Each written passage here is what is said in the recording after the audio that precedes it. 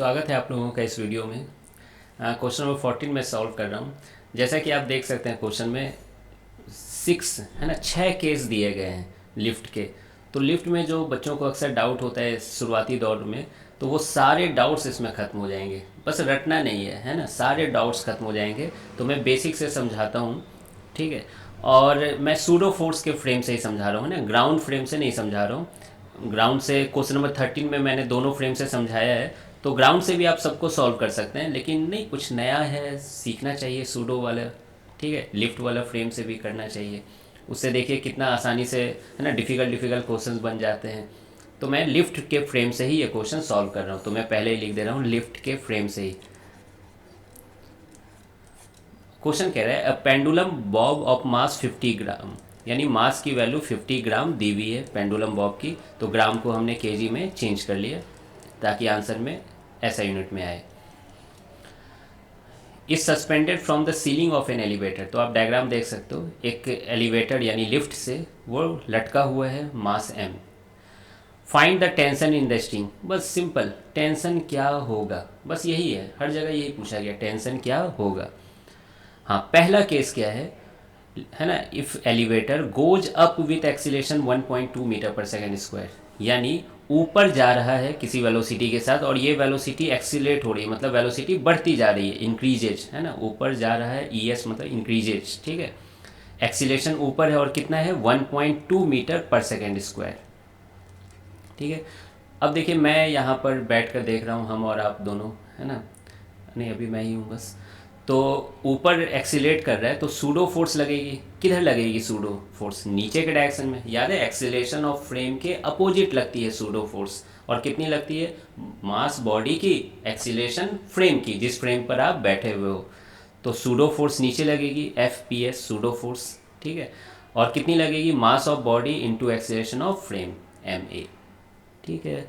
और आपको ये क्या दिख रहा होगा, इसकी एक्सीलेशन दिख क्या रही होगी आपको, जीरो दिख रही होगी, किसकी, ब्लॉक की। तो बताइए क्या नेट फोर्स जीरो हो गया कि नहीं, क्यों, एक्सीलेशन जीरो है यहाँ पर। तो देखिए लिफ्ट में बैठने का फ़ायदा, नेट फोर्स जीरो करने का सौभाग्य मिला हमें।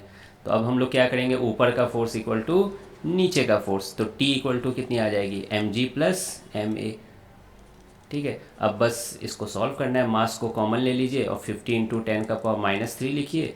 जी की value 9.8 metre per second square, acceleration की वैल्यू 1.2। इसको आप सॉल्व करिए तो 9.8 प्लस 1.2 कितना हो जाएगा, 11 हो जाएगा। 11 5 जा 55, हाँ 0.55 आ जाएगा। अरे सॉल्व करना थोड़ी हम लोग सीखने आए हैं यहाँ पर, ये तो बचपन से ही सीख रहे हो। ये आप समझ में आ गया सूडो फोर्स। अब देखिए, अब आप इस वीडियो को पॉज कर लीजिए अगर आपको इसमें डाउट है। अब BCDEF जो आगे बचा हुआ है सबको सॉल्व कीजिए इसी कंसेप्ट के साथ, ठीक है। बस एक्सीलेशन का डायरेक्शन थोड़ा ध्यान से सोचना है। और अच्छा, एक्सीलेशन का डायरेक्शन किधर होता है, क्या ये पहला चैप्टर काइनेमेटिक्स में पढ़ाया गया कि नहीं अच्छे से। जैसे कि बी वाला पार्ट देखिए, goes up with the acceleration 1.2 metre per second square, मतलब ऊपर जा रहा है लेकिन वेलोसिटी क्या हो रही है, घट रही है, डी एक्सीलेट कर रहा है। तो एक्सीलेशन किधर है, नीचे है। जा ऊपर रहा है, डी एक्सीलेशन है, मतलब एक्सीलेशन क्या है, निगेटिव है, मतलब एक्सीलेशन नीचे है। तो सूडो फोर्स किधर लगेगी, ऊपर लगेगी। क्या समझ में आ रहा है, कितना, मास बॉडी का एक्सीलेशन फ्रेम का। फिर से इसको रेस्ट पे दिख रहा है तो नेट फोर्स क्या है, जीरो है। अब तो मैं स्पीड ऑफ लाइट से सॉल्व करूंगा। देखिए ऊपर का फोर्स को जोड़ दो इक्वल टू नीचे का फोर्स, तो T plus MA equal to mg। तो T की वैल्यू कितनी आ गई, m into G minus A, ठीक है। m की वैल्यू कितनी है, m की वैल्यू कितनी है 50 इंटू 10⁻³ जी की वैल्यू 9.8, ए की वैल्यू -1.2 हो जाएगा। कितना हो जाएगा 9.8 माइनस 1.2, ये 8.6 आ जाएगा। 8.6 इंटू 5, एक सेकेंड कैलकुलेट करना होगा, हाँ 43 0.43 न्यूटन आ जाएगा फाइनली, ठीक है। कैलकुलेशन तो आप समझ रहे हो, ये वाला बस सूडो फोर्स को सही से करना है। चलिए अब सी वाला पार्ट देखते हैं। देखिए सी वाला पार्ट में कह रहा है goes up with uniform velocity, ऊपर जा रहा है और यूनिफॉर्म वेलोसिटी से जा रहा है, यानी वेलोसिटी कांस्टेंट है। मज़ा ही आ गया, एक्सीलरेशन जीरो हो गया। तो ये लिफ्ट में बैठा है, ये इसको फील आ रहा होगा ग्राउंड में ही बैठे हुए हैं, है ना। तो नेट फोर्स अगेन जीरो ही होगा, है ना। एक्सीलरेशन अभी भी जीरो है यहाँ पर, बस सूडो फोर्स लगाने की यहाँ ज़रूरत नहीं पड़ी हमें। तो क्या मैं डायरेक्ट लिखूँ, T equal to M G हो जाएगा, है ना। और एम जी की वैल्यू कितनी है, 50 इंटू 10⁻³ इंटू जी की वैल्यू कितनी है, 9.8। फिर इसको सॉल्व कीजिए, शायद 4.9, हाँ 0.49 आ जाएगा, 0.49 न्यूटन। देख लो कितना जल्दी जल्दी बन रहा है। डी पार्ट देखिए, goes down with acceleration 1.2 metre per second square, मतलब नीचे जा रहा है लिफ्ट। देख रहे हैं, वेलोसिटी का मैंने डायरेक्शन नीचे बनाया है और वेलोसिटी बढ़ती जा रही है, नीचे जाते जाते वेलोसिटी बढ़ती जा रही है। तो एक्सीलरेशन किधर है, नीचे ही है एक्सीलरेशन।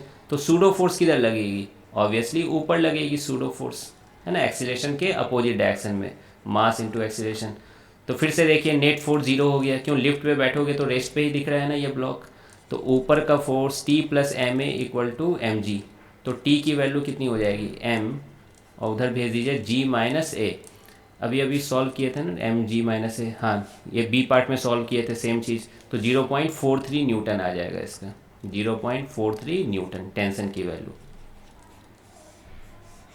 ठीक है, अब और बच गया, हाँ दो और बचे हैं। ई पार्ट देखिए, पांचवा part, goes down with the acceleration 1.2 metre per second square, यानी नीचे जा रहा है लिफ्ट, ठीक है, और वो डी एक्सीलेट कर रहा है, मतलब नीचे जाते जाते वेलोसिटी घटती जा रही है, ठीक है। यानी एक्सीलेशन किधर है, ऊपर है।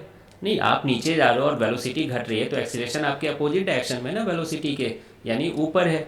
तो सूडो फोर्स किधर लगेगी, ऑब्वियसली नीचे लगेगी, आपने सही सोचा, एम ए। क्या फिर से इस आदमी को रेस्ट पे दिख रहा है ये पेंडुलम बॉब, है ना। तो नेट फोर्स क्या हो जाएगा, जीरो। तो ऊपर का फोर्स इक्वल टू नीचे का फोर्स।